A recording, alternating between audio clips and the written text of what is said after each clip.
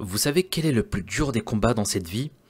Eh bien, c'est le combat contre soi-même. T'as beau être le plus heureux ou le plus triste, un jour, tôt ou tard, tu feras face à ta propre personne. Tu vas repenser à tous les moments de ta vie, du début jusqu'au dernier. Tu te remettras en question et tu te demanderas si tu as été une bonne personne ou non. Si tu as réussi ta vie finalement, bien que ce soit très relatif de dire ça. Bref, l'adversaire le plus dur à combattre, ça restera toujours nous-mêmes, et ça, c'est une réalité. Eh bien salam à toi mon ami, j'espère que tu vas bien et que ta famille se porte bien. Après cette petite introduction, on se retrouve pour une nouvelle vidéo. Maintenant je vais te demander de t'installer tranquillement, de prendre des petits fruits si t'es en diète, ou sinon tu fais comme moi. Tu vas dans ta cuisine, tu prends des chips, tu te prépares un bon gros sandwich et tu flexes. Là, t'es devant la vidéo en train de commencer à danser, je te vois derrière l'écran.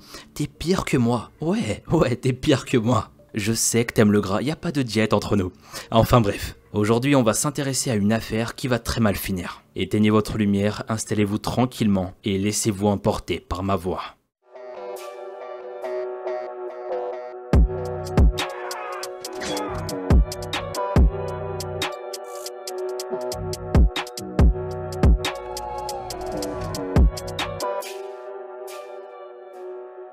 Alors ici, je vais vous demander de vous mettre à la place d'une maman, d'une mère. Je sais qu'il y en a parmi vous qui le sont déjà, mais pour tous les autres, jouez le jeu. Imaginons qu'on le soit tous, imaginez juste. On vient de rencontrer le parfait amour, petite maison à deux, on vit un bon petit bout de chemin ensemble. Et tout ça dans la joie, la bonne humeur, enfin que de bonnes choses. Viendra un jour où vous allez avoir un enfant que vous allez aimer du plus profond de votre cœur. Et bah imaginez que cet enfant va prendre un tournant que vous n'avez pas du tout prévu. Quand il était petit, il était là à jouer avec ses petites voitures et ses peluches. Mais quand il va grandir, il va s'amuser autrement, avec des objets tranchants et dangereux. Et à partir de là, il va devenir la pire version de lui-même. Votre fils que vous avez tant aimé vous échappe, il n'est plus le même. Un jour, alors que vous pensiez que tout allait bien, vous recevez un appel et on vous annonce que votre fils est un meurtrier.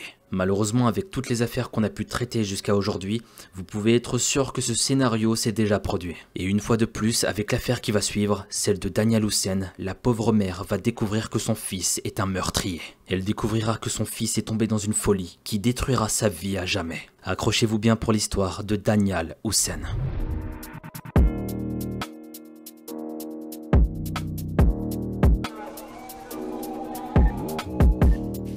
Danial Houssen est un jeune homme né le 10 mai 2002 et il est d'origine irakienne. Ses parents sont divorcés depuis de nombreuses années. Quand il était encore un tout petit garçon, sa mère a obtenu la garde, ensuite elle l'a élevé avec ses 3 frères et sœurs. La famille habite dans le quartier de Guy Barnett Grove au sud-est de Londres. De temps à autre, les enfants Houssen font 1h30 de route pour passer quelques jours chez leur père Kamal. Il vit à Wembley, de l'autre côté de Londres. Jusqu'à ses 19 ans, Danial étudie à l'école Thomas Tallis près du domicile de sa mère. Dans la vie, Danial est un jeune homme avec une personnalité plutôt discrète. Depuis tout petit, il est très solitaire. Pour lui, c'est très compliqué de créer des liens avec les autres. En réalité, il n'a pas l'air très à l'aise avec les relations sociales. À l'école, Danial traîne souvent dans la salle informatique. Il a très peu d'amis, mais s'intéresse tout de même à certains de ses camarades. Son comportement est extrêmement particulier, surtout auprès de la gente féminine. On le soupçonne d'être maladroit, et c'est sûrement le cas, du moins dans un premier temps. Au cours des mois de septembre-octobre de l'année 2017, les professeurs tombent sur l'historique des recherches de Danial, sur un des ordinateurs de l'établissement. Ils sont très choqués.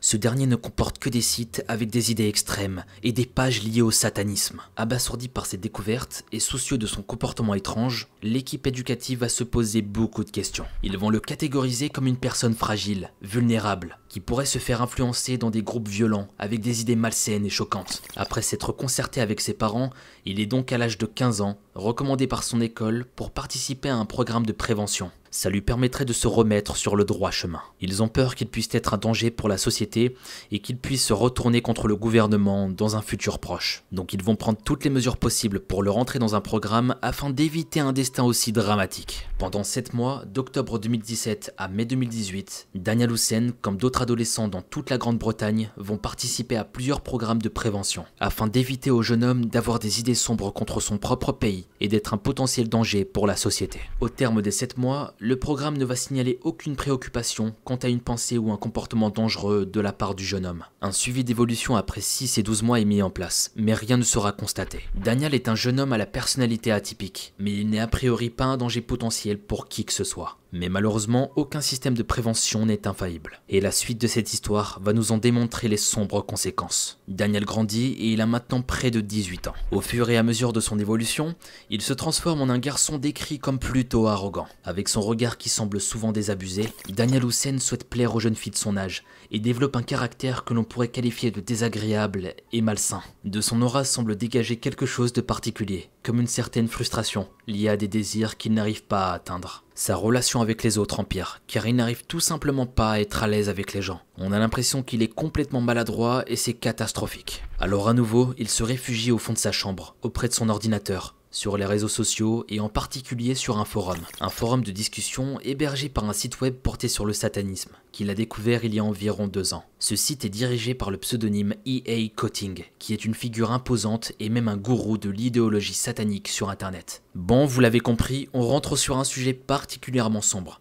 Moi, le satanisme, ça me fait trop bader. C'est flippant ce genre de choses, et tu m'étonnes qu'il va devenir de plus en plus sombre. Traîner sur des sites pareils peuvent te rendre très dangereux. Que Dieu nous protège de tous ces vices sérieusement. Enfin bref, petit à petit, Daniel découvre de nombreux partages sur le forum, avec la découverte d'un individu et de ses adeptes à travers le monde. Il devient même un membre actif de la communauté, en postant régulièrement des messages. Un jour, il découvre la chaîne YouTube dédiée, E.A. Cotting. Cette chaîne portée sur le thème de la magie et de l'occulte est suivie par environ 90 000 abonnés. Elle dispose de nombreuses vidéos de type explicative, mettant en scène son créateur, de son vrai nom Matthew Joseph Lawrence, en train d'exécuter des sortes de rituels sataniques qui permettraient d'obtenir certaines choses. Astaghfirullah, que Dieu nous préserve de tout ça. Déjà, comment 90 000 personnes peuvent suivre cette page, sérieux? Genre un jour dans ta tête, tu t'es dit, je vais apprendre à faire du mal aux gens. Enfin, je sais pas, je comprends pas du tout, sérieux. Mogo Junior, viens par là mon petit, je vais avoir besoin de toi. Allez viens, fais pas ton timide. Non mais sérieusement, je crois que je vais sortir Mogo Junior, parce que là c'est pas possible. Et je vous vois venir pour certains, vous allez dire que je suis dangereux. Non, je suis juste réaliste. Ce genre de personnes, ça fait vraiment peur. Tu sais pas de quoi elles sont capables, et je vous souhaite de jamais tomber sur ce genre de vice. Parce que ce qui va suivre n'est que le résultat de toutes ces bêtises, et vous allez comprendre. Bref, par exemple sur des vidéos, on pouvait lire les choses suivantes. Magie noire pour obtenir la vie que vous voulez avoir, d'une durée de 1h30. Ou encore sur une autre, manier le pouvoir infernal du gardien démoniaque. Qu'est-ce que c'est que ce bordel? Voilà les yeux que j'ai fait quand j'ai lu ça pour la première fois. Enfin, je sais pas, c'est tellement choquant. Sur la bannière de la chaîne, on peut lire en lettres blanches et rouges sur fond noir « Become a living God », qui veut dire littéralement « devenez un dieu vivant ». C'est un slogan qu'on retrouve souvent dans ses vidéos comme dans son forum, et c'est également l'un des titres de ses livres. E.A. Cotting est un homme d'environ 35 ans et est d'origine américaine. En plus d'être l'auteur de beaucoup de contenu sur internet, il a écrit une dizaine de livres. Certains de ses ouvrages plus que controversés conseillent d'étudier des méthodes extrêmes ou encourageant ouvertement le meurtre. Et dites-vous que tout ça, c'est suivi par 90 000 abonnés, je vous répète. C'est vous dire à quel point ce genre de barjots peuvent rendre les gens dangereux. Il fait également partie du groupe américain Temple of Blood, connu en Angleterre du fait de leur implication dans des actes détestables, remplis de haine et de violence. Mais Cotting est aussi membre d'une organisation encore beaucoup plus importante. En 2 mots, son idéologie sectaire se revendique être une nouvelle approche de l'occulte, au travers de nombreux écrits sur l'homme et son évolution qui doit être guidée par des actes diaboliques, illégaux et dangereux. Cette idéologie prône également le sacrifice humain, et aussi le rejet de la morale des sociétés humaines. Grand consommateur de drogue dure, Cotting avait été arrêté en 2014 pour possession de cocaïne et de méthamphétamine. Dans l'une de ses vidéos YouTube visionnées plus de 17 000 fois, Cotting fait référence au sacrifice humain. Il déclare alors la phrase suivante. « Lorsque vous détruisez la victime, il y a une libération.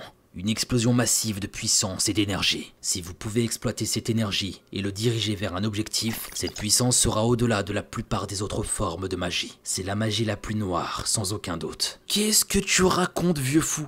Vous voyez à cause de ce genre de personnes? Malheureusement, il y a des gens naïfs qui vont croire à ce genre de choses. Et ça va être le cas de Houssen, il va tomber en plein dans le panneau. Je vous mens pas, ce genre de sujet m'énerve au plus haut point.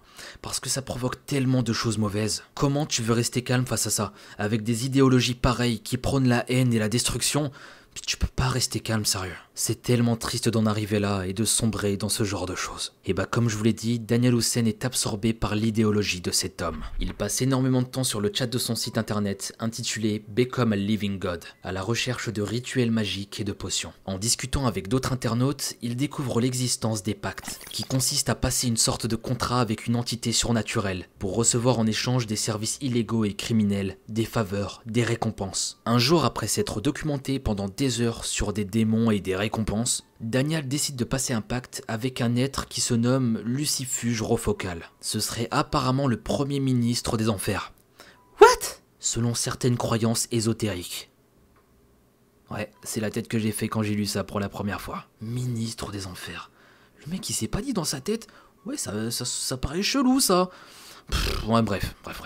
Daniel, du fond de sa modeste chambre presque vide de meubles, attrape une feuille de papier, un stylo et se met à écrire. Et ce qu'il écrit sont des choses sombres, très sombres. Ces mots seront les prémices d'un épouvantable malheur. Et également le témoignage de la folie meurtrière d'un esprit malade. En haut de la feuille, en guise de titre, on peut lire « Contrat ». Et en dessous c'était écrit pour le puissant roi Lucifuge Rofocal. Puis il écrit les choses suivantes. « Je m'engage à tuer au moins 6 femmes, et uniquement des femmes tous les 6 mois. Aussi longtemps que je serai libre et physiquement capable. Je m'engage à construire un temple pour toi et faire tout ce que j'ai juré de faire. En récompense de mes futurs sacrifices, je voudrais remporter le méga million super jackpot, obtenir des richesses et du pouvoir. Et je ne veux jamais être retrouvé, ni suspecté par la police pour tous les crimes que je vais commettre. » En bas de la page, Daniel signe son contrat avec son propre sang. Par ce geste, il finit par accepter sa mission. À partir de maintenant, reculer ne semble plus être une alternative. Le mardi 3 juin 2020, Daniel commande sur le site Amazon plusieurs articles dont une cagoule et 2 pelles pliantes. Puis il sort de chez lui pour se rendre dans un magasin proche. Une fois là-bas, il achète une boîte contenant différents couteaux et du ruban adhésif. Ensuite, plus rien pendant plus de 24 heures dans la journée du mercredi. On ne sait pas exactement ce que Daniel faisait durant toute cette journée, mais on imagine que le jeune homme se préparait mentalement pour demain, car il savait pertinemment que jeudi, il allait franchir un cap.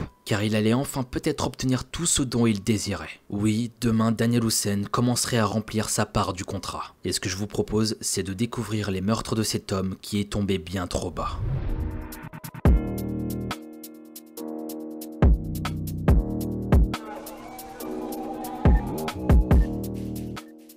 Le jeudi 5 juin dans l'après-midi, il se rend près du centre-ville de Londres. Il va rentrer dans la boutique Morrison afin de récupérer tous ses achats en ligne. C'est l'aube de l'été, les journées s'allongent et une belle lumière est encore présente sur la capitale anglaise. Daniel Houssen range ses affaires dans son sac à dos et sort du magasin. Mais il ne va pas rentrer chez lui. Il prend la direction du parc Freehold Country à quelques minutes d'ici en bus. Au même moment, 2 sœurs, Biba Henry et Nicole Smallman, décident de fêter le 46e anniversaire de Biba avec quelques amis. Étant donné les restrictions sanitaires dues à l'épidémie du coronavirus, les bars sont fermés et les soirées annulées. Alors le groupe décide d'aller faire la fête dans un endroit où ils pourront faire du bruit et mettre de la musique, en étant sûr de ne pas déranger le voisinage. Ils voulaient se rendre dans un endroit de la ville, mais suffisamment loin des habitations. Le parc Freehold Country répondait à tous ces critères. Alors la soirée s'écoule dans la joie et l'ivresse pour Biba, sa sœur et ses amis. Ils étaient probablement très loin de se douter que non loin de là, un jeune homme seul, aux allures de promeneur nocturne, était en quête d'une victime à sacrifier pour un sordide rituel. Vers 1 h du matin, les amis des sœurs décident de rentrer chez eux, laissant Biba et Nicole finir la soirée seules. Les 2 jeunes femmes sont encore pleines d'énergie et ils n'ont pas fini de faire la fête. Au milieu des guirlandes colorées, elles dansent et elles profitent de cette belle nuit. Malheureusement, tout proche, Daniel Houssen entend des bruits festifs. Il s'approche et il remarque qu'il y a 2 femmes seules dans le parc. Il fait nuit, il est tard et il semble qu'il n'y a plus personne à part eux. L'occasion est inespérée et il décide de passer à l'action. Daniel enfile des gants en latex puis sort un des couteaux de son sac. Lorsqu'il est à portée, il saute sur Biba. Avant même qu'elle ne puisse réagir, le jeune homme lui inflige de sang-froid 8 coups de couteau dans le corps. Biba s'effondre sans pouvoir se défendre devant sa sœur. Très vite, Daniel s'attaque à Nicole qui ne se laisse pas faire. Une lutte s'engage entre l'assaillant de 18 ans et sa victime de 27 ans. Nicole se défend de toutes ses forces et Daniel, surpris, s'entaille sans le vouloir profondément la main une première fois, puis une deuxième fois. Mais la lutte est inégale, Daniel est armé et ça c'était déjà de trop. Avec son couteau taché du sang de Biba, il va trancher Nicole de toutes parts. Il finit par prendre le dessus, emporté par la folie de son acte, et il va la poignarder 30 fois d'affilée. Biba et Nicole vont tous les deux souffrir et se vider progressivement de leur sang pendant quelques minutes. Puis une à une, elles vont s'éteindre. Daniel Houssen vient de devenir un meurtrier. Il lâche son couteau et attrape Biba par les pieds, pour la traîner jusqu'à ce petit buisson près des arbres afin de la cacher. Il fait de même avec Nicole et place les 2 corps très proches l'un de l'autre. Ensuite, le jeune homme va ranger toutes leurs affaires dans des sacs poubelles. Il va s'emparer de leur téléphone portable et continuer comme si de rien n'était sa petite balade. Mais il va faire une erreur et tant mieux, j'ai envie de dire. Il va laisser un couteau sur place et en déambulant, il va essayer de déverrouiller les téléphones de ses victimes, mais il ne va pas y parvenir. Il décide alors de s'en débarrasser dans un étang du parc, puis il rentre chez lui. Vers 4 h du matin, Daniel rejoint la maison de son père frère à Wembley. Il retire et jette son pantalon ensanglanté. Il enroule sa veste sur une main couverte de sang afin de cacher ses plaies et de les nettoyer. La journée du 6 juin 2020, Daniel Hussein se rend à l'hôpital pour faire soigner sa main. Lorsque les médecins lui demandent ce qui a bien pu lui arriver pour s'entailler de cette façon, il répond qu'il s'est fait agresser par un groupe de garçons. Pendant ce temps, Biba et Nicole sont déjà recherchés depuis plusieurs heures par leurs proches. Il y a un certain Adam Stone, le petit ami de Nicole, qui a appelé la police lorsque les sœurs ne répondaient plus au téléphone. Malheureusement, la police ne prend pas suffisamment au sérieux cette affaire et répond d'une façon nonchalante aux sollicitations, minimisant la gravité de la situation. Cette attitude de leur part causera plus tard quelques polémiques. Et tu m'étonnes, ils veulent pas faire leur travail. C'est normal qu'il y ait des polémiques. Comment tu veux rester calme face à tout ça? Enfin bref, ils vont être pointés du doigt pour racisme pour ne pas avoir bougé le moindre petit doigt. Et à nouveau, comme dans beaucoup d'affaires, ce sont les proches, les amis et la famille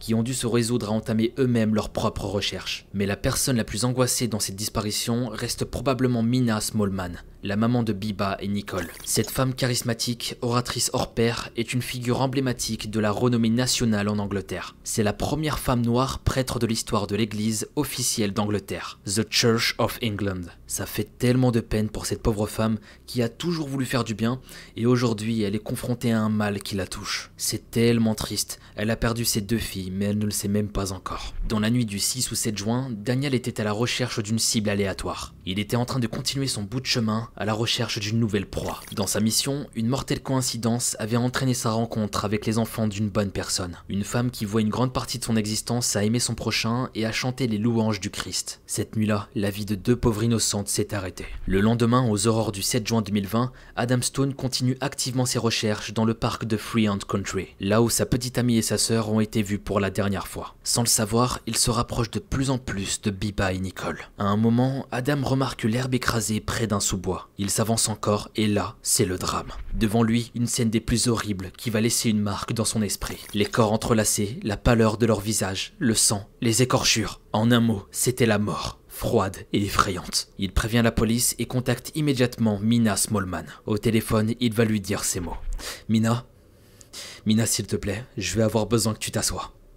Je les ai trouvées, mais elles sont parties. Par ces paroles, Adam Stone vient d'éteindre tout espoir dans les yeux de la maman. J'imagine même pas la tristesse à ce moment précis. La mère devait être terrorisée par ce qu'elle venait d'apprendre. Honnêtement, je sais pas comment j'aurais réagi face à ça. Je sais pas si sérieusement la haine aurait pris le dessus. Je sais pas si je me serais mis en colère. Enfin bref, j'aurais été tellement, mais tellement mal. Et pendant ce temps, durant des jours, la police ne parviendra pas à mettre la main sur l'auteur de ces terribles meurtres. Le sang qui s'était écoulé de la main de Daniel est prélevé sur la scène du crime. Mais étant donné le passé judiciaire vierge du jeune homme, il sera difficile de déterminer à qui appartient cet ADN. Daniel restera assez discret et continuera ses activités habituelles en prenant soin de ne parler à personne de ce qui s'était passé quelques jours auparavant. Il était dans son monde, dans sa bulle, et devinez quoi? Il avait l'air de penser qu'il était sous une forme de protection. Il croyait dur comme fer que le démon Lucifuge Rocophale, avec qui il avait conclu un pacte, le protégeait des suspicions de la police. Pendant ces 10 jours, il va même croire que sa chance a augmenté grâce à son crime. C'est juste du grand n'importe quoi. Comment on peut y croire à ce point-là? Sérieux. Il va dépenser 162 livres sterling, soit environ 195 € à la loterie, pensant pouvoir systématiquement remporter le gros lot. Mais il ne gagnera pas le moindre sou, et bien fait pour toi, cher.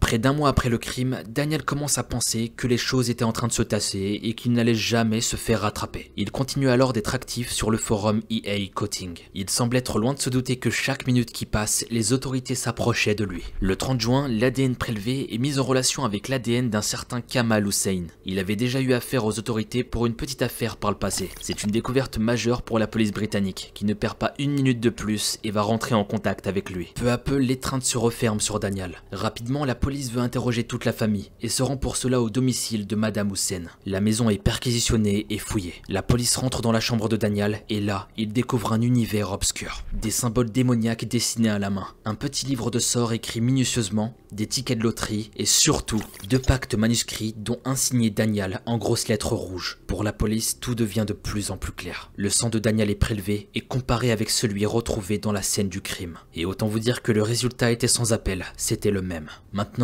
il est temps de retrouver Daniel pour qu'il puisse répondre de ses actes. Banks.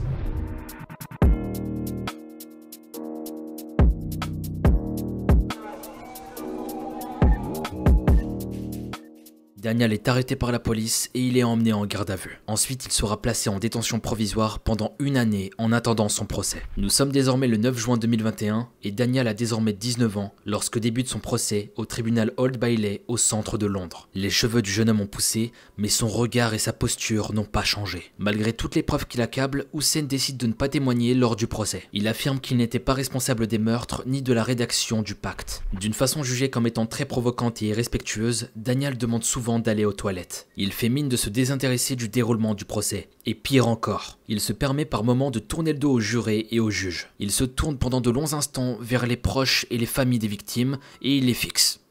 Ouais, c'était bizarre. Quand je vous dis que ce mec est effrayant, bah c'est pas pour rien. La juge Madame Justice Whipple écoute la plaidoirie de son avocat, Monsieur Carmy Jones. Celui-ci va dire que le dossier de son client comporte pas mal de zones d'ombre et qu'il n'y a pas beaucoup de pistes qui ont été exploitées, hormis une seule. Il compare le résultat du travail d'enquête de la police à un navire qui fuit. En gros, pour lui, ce qu'il voulait dire, c'est qu'il y avait pas mal de choses qui n'étaient pas encore assez claires et que peut-être Daniel Hussein n'était pas vraiment totalement responsable. Avant l'ouverture du procès, Daniel Hussein va faire avancer certaines choses. Il dit souffrir de troubles autistiques. Des troubles qui ont été manifestement confirmés par le médecin officiel désigné par la cour. Ce diagnostic devrait toujours, selon son avocat, plaider en sa faveur. Normalement, selon lui, ça doit être jaugé comme circonstance atténuante. Mais malheureusement pour lui, trop de faits accablent Daniel Hussein. Lorsqu'il a acheté ses couteaux et alors qu'il se dirigeait vers le parc Freehold Country, des dizaines de caméras de surveillance l'ont filmé. Par ailleurs, il a été retrouvé dans sa chambre une sorte de contrat, sur lequel était mentionné explicitement l'intention du jeune homme à commettre des féminicides, en échange de récompenses. Il y en avait même un deuxième, un autre pacte avec une autre entité. Sur celui-ci, Daniel Hussein avait écrit qu'il souhaitait devenir plus séduisant envers les femmes de son école. Mais plus grave encore, comment expliquer que, excepté celui de Biba et Nicole, le seul sang présent sur le lieu du crime était celui de Daniel. Avec autant de preuves à charge, il était très difficile de douter de la culpabilité du jeune homme. Après 4 semaines de procès, la juge va prendre la parole. Avec une grande minutie, elle va expliquer tout le déroulement de l'enquête. Tout ce qui s'est déroulé depuis le 3 juin 2020 jusqu'au meurtre. Elle va expliquer le comportement de Daniel, comme quoi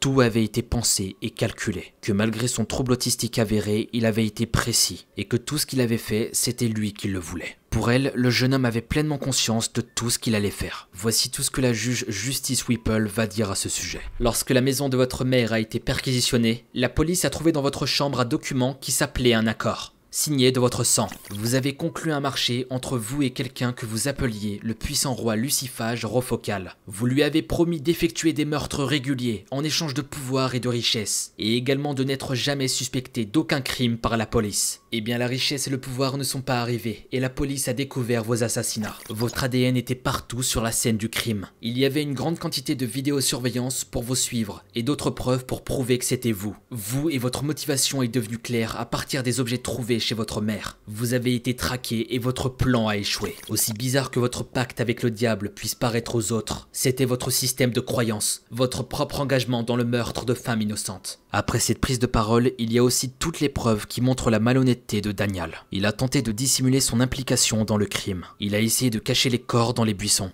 et il a menti au personnel médical pour sa main. Le 16 juin 2020, pour probablement effacer un peu plus ses traces, Daniel a également menti à sa banque en signalant diverses transactions comme étant anormales. Ces transactions remontaient du 3 juin 2020 et comprenaient les achats Amazon, les couteaux et les 3 billets de loterie qui ont été retrouvés dans sa chambre. Pour terminer face à l'accusé, la juge va rendre son verdict. Daniel Hussein, pour le meurtre de Nicole Smallman, je vous condamne à la détention à perpétuité avec une peine minimale de 35 ans. Pour le meurtre de Biba Henry, je vous condamne à la détention à perpétuité avec une peine minimum de 35 ans à purger simultanément. Pour possession d'un couteau dans un lieu public, je vous condamne à 18 mois de détention dans un établissement pour jeunes délinquants à purger lors de votre peine. Les 484 jours que vous avez passés en détention provisoire seront soustraits à votre peine. Les pages de coaching sur Facebook et Instagram qui comportaient des milliers d'abonnés avaient été laissées en ligne. Mais les médias sociaux ont déclaré qu'ils ont été supprimés parce que c'était une organisation dangereuse et qu'il fallait absolument s'en écarter. Un porte-parole de YouTube a déclaré les choses suivantes. La haine n'a pas sa place sur YouTube et nous sommes profondément attristés par ce terrible incident. Nous avons des politiques strictes pour nous assurer que notre plateforme n'est pas utilisée pour inciter à la violence. Nous sommes en train d'examiner attentivement le contenu par rapport à ces règles strictes. Et ça, c'est une très bonne chose. Déjà, je trouvais ça pas du tout normal de tomber sur ce genre de contenu sur YouTube. À quel moment tu tombes sur YouTube des choses qui t'incitent à la haine et à la violence? C'est le monde à l'envers. Hey YouTube, on n'est pas sur le dark web ici. Faut supprimer ce genre de choses. Je vous jure, parfois il y a des choses sur YouTube, tu te dis mais c'est pas possible. Pourquoi c'est là quoi? Enfin bref, YouTube c'est toute une histoire. Après le verdict, Mina Smallman a été interviewée par des journalistes. Elle a déclaré qu'elle ne fêterait pas le résultat du jugement. Mais elle avait dit que justice avait été rendue après plein de semaines qui avaient été très difficiles pour elle. Elle a également déclaré les choses suivantes. C'est un être humain brisé. S'il n'avait pas été attrapé, d'autres familles auraient pu souffrir comme nous. Mais il va partir en prison maintenant. Je pense qu'il restera dans l'état dans lequel il est actuellement. Dans 35 ans, ils ne le laisseront pas sortir. Je ne les laisserai pas sortir. Elle a décrit ses filles comme de vraies personnes avec beaucoup de cœur. Et elle finira par la phrase suivante. Ma fille Nicole, nous la pleurons davantage, car elle n'avait seulement que 27 ans. Ma pauvre fille. Ainsi se termine la terrible histoire de Dania Loussen, un individu qui a sombré et qui a commis des actes irréparables. J'aimerais avoir vos avis concernant cette affaire et quant à la dangerosité de tout ce qu'on vient de découvrir, avec tous ces forums liés à des pratiques barbares, du satanisme, etc.